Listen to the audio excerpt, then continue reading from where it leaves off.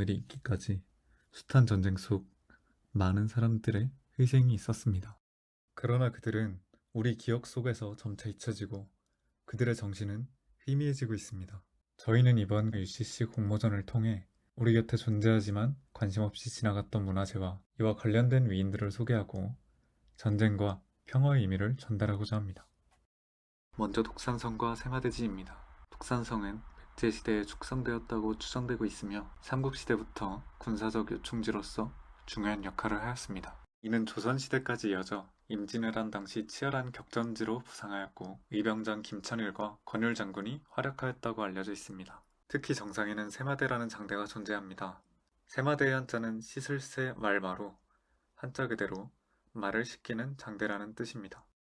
임진왜란 당시 독산성에 물이 부족한 것을 파악한 왜군이 독산성에 주둔하던 권율 장군을 포위하였습니다. 이를 해결하기 위해 권율 장군은 가장 높은 곳에서 쌀로 말을 씻겨 왜군의 철수를 이끌어냈다는 이야기가 있습니다. 권율 장군과 독산성에 얽힌 이야기는 권율 장군의 지혜와 나라를 지키고자 했던 마음을 알 수 있습니다. 그러나 전쟁과 평화의 의미를 찾을 수 있는 문화재는 독산성뿐만이 아닙니다. 지금부터 독산성과 그리 멀지 않고 잘 알려지지 않은 문화재와 위인을 소개해드리고자 합니다. 독산성 세마대지를 올라가는 입구 옆에는 벼능성을 기리는 비석이 존재합니다. 그러나 독산성 입구의 위풍당당한 모습에 비해 비석으로 가는 길은 문화재가 있다고 믿기지 않을 만큼 초라합니다.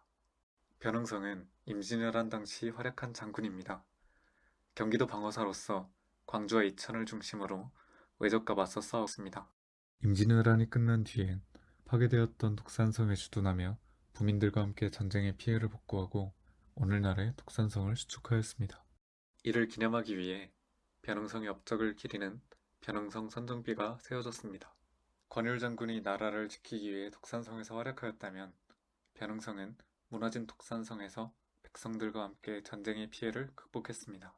비록 선정비는 아무도 관심 가지지 않는 구석에 덩그러니 남아있지만 벼능성은 잔혹했던 전쟁의 아픔을 씻어내고 평화의 시대로 도약하기 위해 노력한 훌륭한 인물입니다.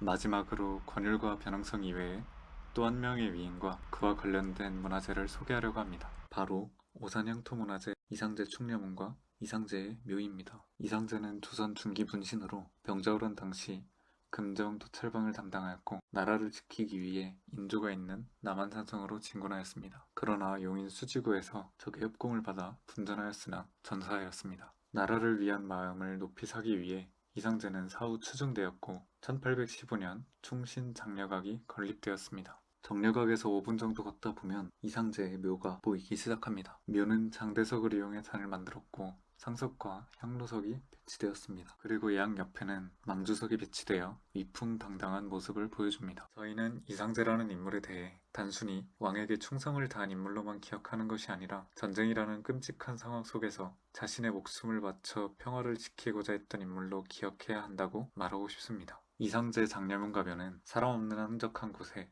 쓸쓸히 위치해 있습니다. 그러나 그 안에는 평화를 위해 자신의 목숨까지도 바치는 호국 정신이 자리 잡고 있습니다. 지금까지 우리 곁에 존재하지만 관심 없이 지나갔던 문화재들을 보았습니다. 지금까지 당신에겐 그저 단순한 비석이고 묘이고 건물이었을 수 있습니다. 하지만 본 영상을 시청하고 난 후엔 평화를 위해 노력한 수많은 인물들이 있었기에 우리가 있을 수 있다는 것을 기억하고 전쟁과 평화의 의미에 대해 다시금 생각해보는 시간이 되었으면 좋겠습니다.